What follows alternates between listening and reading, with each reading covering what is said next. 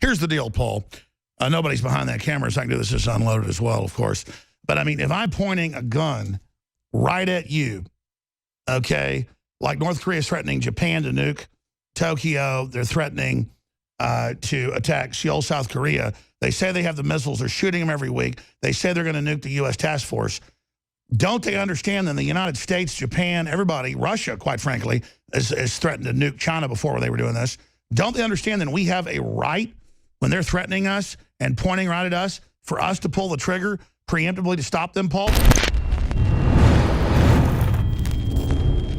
China has now come out and said that they will attack North Korea's nuclear facilities if it crosses a red line.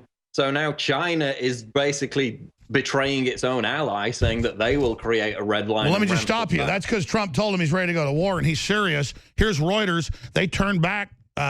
North Korea's main export is coal and slave labor to China. They turned back 5 ships that had coal on them going back. So it looks like China actually bought into what Trump was saying. It looks like Trump's brinkmanship is working. Let's talk about your source. That's huge, Paul. Your source has been accurate. Who is this source saying this would happen and now it's happened? Well, it's Jack Posobiec, who is coming on at 33 after. And like I said, you know, he was told 75% certainty they would strike Syria hours before when nobody expected it. It happened. Same source is telling him they're going to go into North Korea imminently. So we're going to get into it. He's got the source. So well, to be clear, I mean, I'm not knocking him. He's a good guy. I know he is. We said hours before they probably hit it right when the Chinese president met. I mean, he had signaled that. You're the expert on the source. This source way before said this was going to happen? No, this just came out today with the North Korea issue. So, you know, I'm going to get into it at 33 after. Well, let's talk about that because Trump says he's prepared the military to hit. China seems to be, I agree with your source. I mean, well, I didn't see that. Where did China say they're ready to hit North Korea? It's headline, China threatens to bomb North Korea's nuclear facilities if it crosses Beijing's bottom line. So now they've got a bottom line. They came out in their official Global Times, which is like the communist mouthpiece. It's basically straight from the government, and said, I can quote it, China has a bottom line that it will protect at all costs. It goes on to say, China will employ by all means available, including the military means, to strike back. It's not an issue of discussion whether China acquiesces, but the Chinese People's Liberation Army will launch attacks against DPRK nuclear facilities on its own. So they're saying this shows Trump literally that's what I was told. Trump said, look, I'm ready to go. They've got everybody in place. Well, let's just point this out. Everybody says China runs North Korea. That's not the intel I get. It sounds like North Korea is out of control. That's the way to do this. Let China strike North Korea then. Well, I mean, it's interesting, Alex. I did a poll. It's 50-50 amongst Trump supporters, Trump voters, whether they endorse an attack on North Korea. I mean, at least you could say North Korea is directly threatening the U.S. on a weekly basis, if not more. They're belligerent, they're aggressive, they're threatening a 6th nuclear test, they're lobbing ballistic missiles into the Sea of Japan on an almost weekly basis now. So you could at least make the argument, I guess, constitutionally, that they represent a threat to the United States. Sure, let me be clear. Do that. If I'm pointing a gun at you and I say my finger's on the trigger, I'm going to shoot you, you have a right then to shoot me because I'm threatening to do it. Kim Jong-un is ready for war as China moves 140,000 troops to its border after Donald Trump sends warships to North Korea. They're threatening, North Korea is, to nuke the carrier task force. Do they understand the United States has 20-to-1 superiority over China? No, exactly. But of course, the threat is the escalation. As soon as the U.S. attacks North Korea, they will lob missiles into South Korea. They will attack South Korea, and it could be the start of World War III. That's why people are concerned about that. I don't think it could be. I think if a shooting war starts, nukes will be used. No, I agree.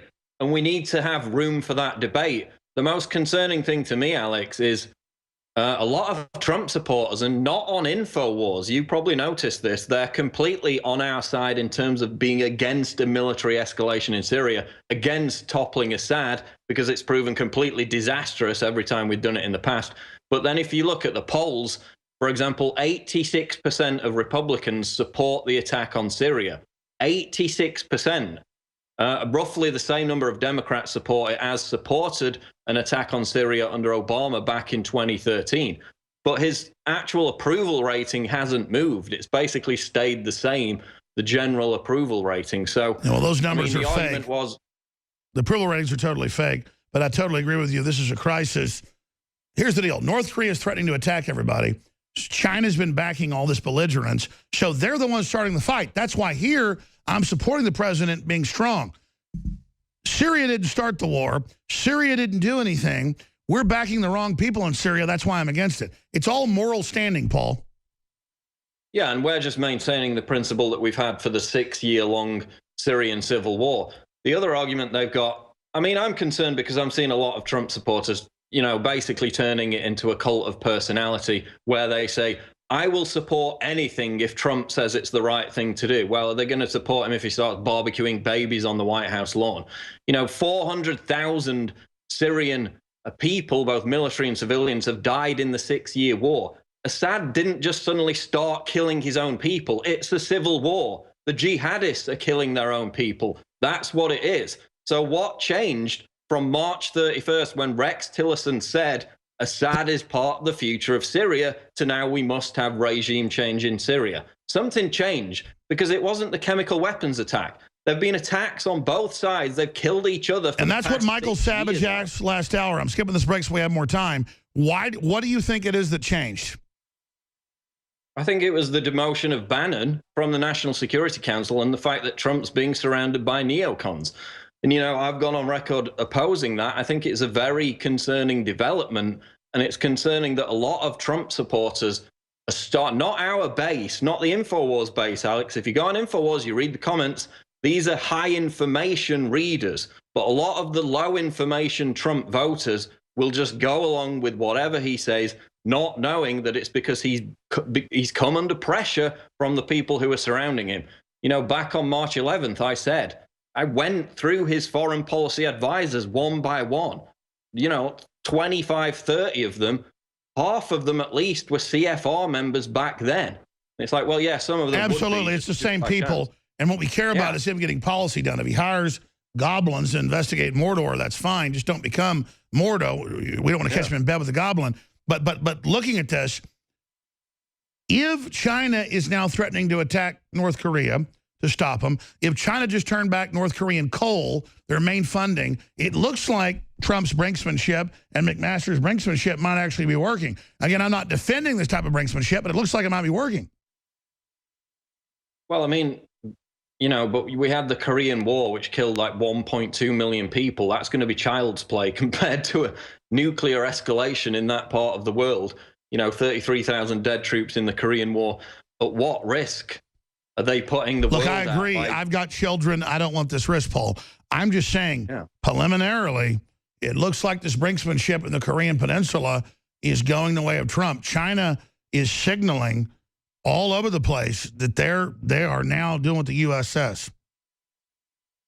Well, we're going to have to wait and see. We know that basically South Koreans are panicking. Their government had to come out and quell their fears that there's going to be imminent war. You have an expert. We just got the article up on InfoWars a couple of hours ago.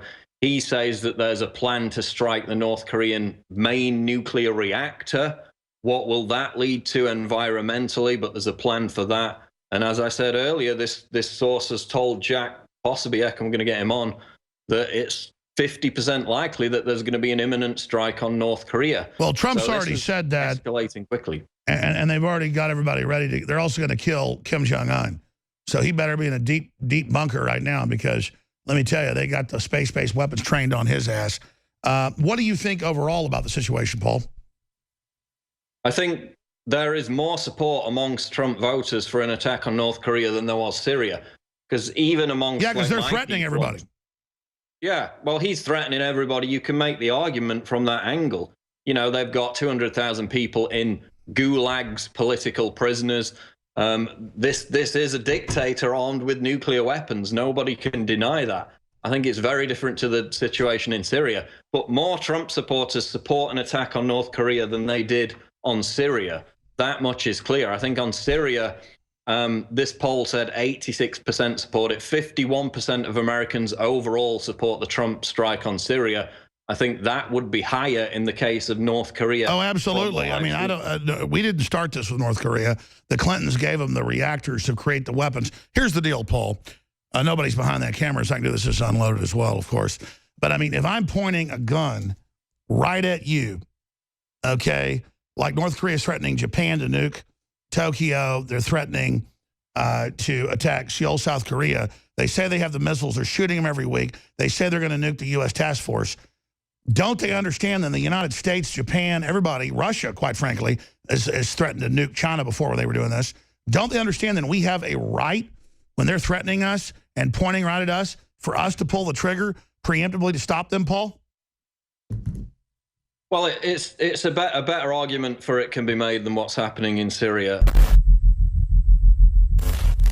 Let's go to Debit in Florida. Debit in Florida, you're on the air.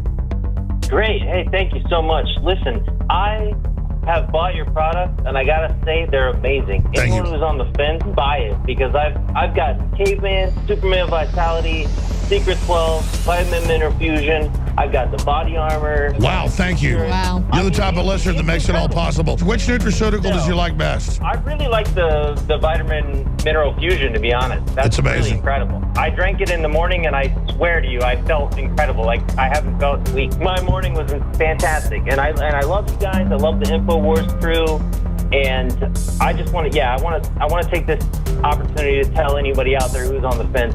Just buy it. You will love it. I'm telling you, I've never bought a bad product. What you find in our news is the same thing you find in our products at InfoWarsLife.com. It's a win-win, InfoWarsLife.com.